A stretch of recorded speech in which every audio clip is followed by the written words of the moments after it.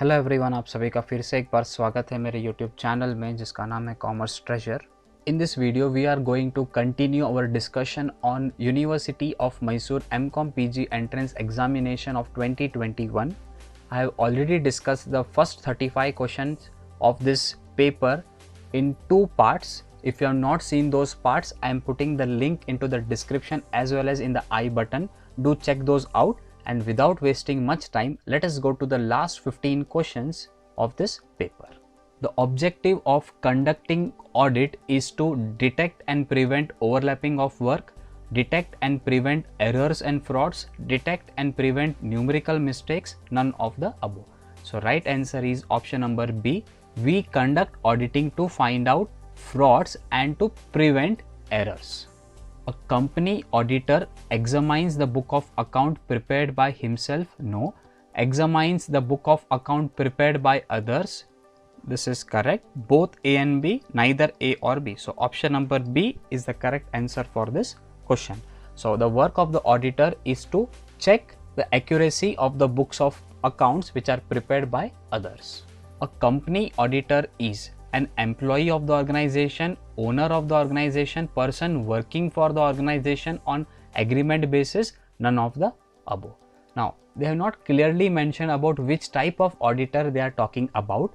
Let us assume they are talking about internal auditor. So, an internal auditor is an employee of the organization. He is not the owner of the organization and he is not a person working on agreement basis. He is actually an employee of the organization. An auditor cannot be appointed by board of directors, shareholders, central government, employees of the organization. So, board of directors, they can appoint auditors, shareholders, they can also appoint auditors, central government can also appoint auditors, especially in case of public sector companies. Employees of the organization, they cannot appoint an audit. So, right answer is option number D. Which of the following is not a right of the company auditor to exercise during his tenure in the organization? Right to access the books of account and vouchers? Definitely this is his right to check the books of account and the documents which are supporting that entries. Right to examine the cost record? This is also his right. Right to be indemnified? This is also his right. In case if there is any loss because of the company to the auditor, he can file a case and he has a right to get indemnified for that particular loss. Right to take legal action against the malpractice in the organization? No, this is not the right of an auditor. He cannot take a legal action against the malpractice in the organization. He can just report and the action will be taken by SEBI or the regulatory authority. So option number D is the correct answer for this question. Income deemed to accrue or arise in India is taxable in case of resident only, non-resident, both ordinarily resident and non-ordinary resident, all the SSC. So always remember, whenever an income is accrued or it is arising in India, then it is taxable in case of all the SSCs. Whether he is a resident, whether he is a non-resident or he is a NOR, he has to pay the taxes. The TDS, that is tax deducted at source certificate, issued by an employer to the employees in case of salary income is option number A, Form 16. So whenever you are doing a job in an organization, your employer, after deducting the tax, will give you a certificate or a form which is called as Form number 16, which is helpful for filing the income tax. The apex body of income tax department is Finance Ministry of Central Government? No.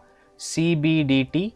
Yes. So option number B, that is Central Board of Direct Taxes. CBDT stands for Central Board for Direct Taxes. So this is the institution or this is the body which looks after income tax in our country.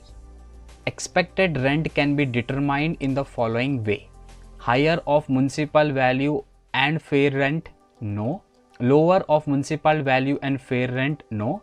Higher of municipal value and fair rent subjected to maximum of standard rent? This is correct. So option number C is correct. So whenever you have to find out the gross annual value, so how do we compute? We first compare municipal value and fair value, whichever is higher we compare that with standard rent, and whichever is lower we again compare that with the actual rent, and then we find out what is the gross annual value. The rates of income tax are specified in Income Tax Act 1961, no. Income Tax Rules 1962, no. Finance Act, correct. So it is specified in the Finance Act. The next question is on sets. If A is equal to 2, 4 and 6, if B is X, Y, Z, they are called as equal sets, proper set, null set, equivalent set. Now let us understand what is equal set. Equal set is a set in which there are exactly same elements. If both the sets have same elements, those are called as equal sets. For example, set A has 1 and 2 and set B also has 1 and 2, then it is called as equal sets. Proper set is nothing but if the elements of set A are there in elements of set B. For example, if set A has 1, 2 and 3 and if set B has 1 and 2, then we can say that set B is a proper subset of set A. Null set is a set in which there are no elements. If there are no elements in any set, then it is called as a null set. Equivalent sets are nothing but if the number of elements in each set is same, those are called as equivalent set. So in this case, A set has 3 elements, B set also has 3 elements, then that is called as equivalent sets. The next question is on simple interest. So let us see the question. A sum of rupees 600 amounts to rupees 720 in 4 years. What will it amount to if the rate of interest is increased by 2%? So first we have to find out what is the present rate of interest. So how do you compute rate of interest?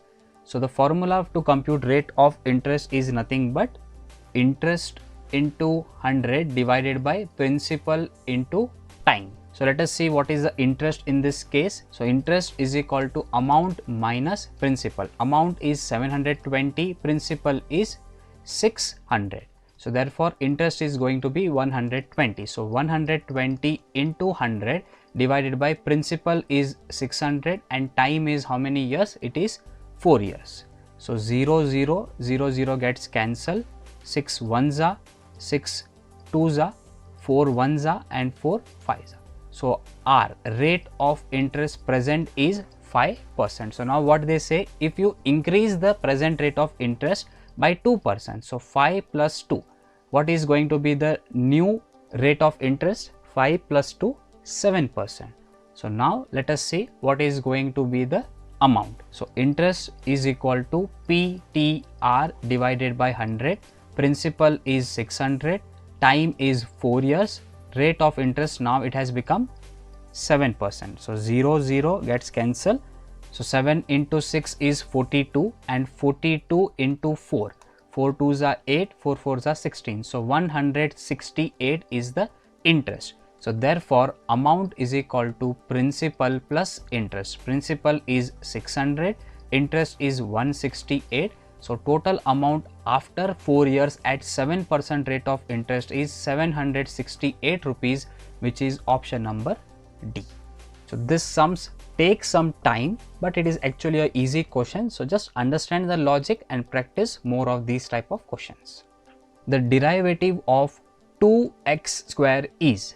So how do you compute derivative? So derivative of 2x square is 2x square divided by change in quantity.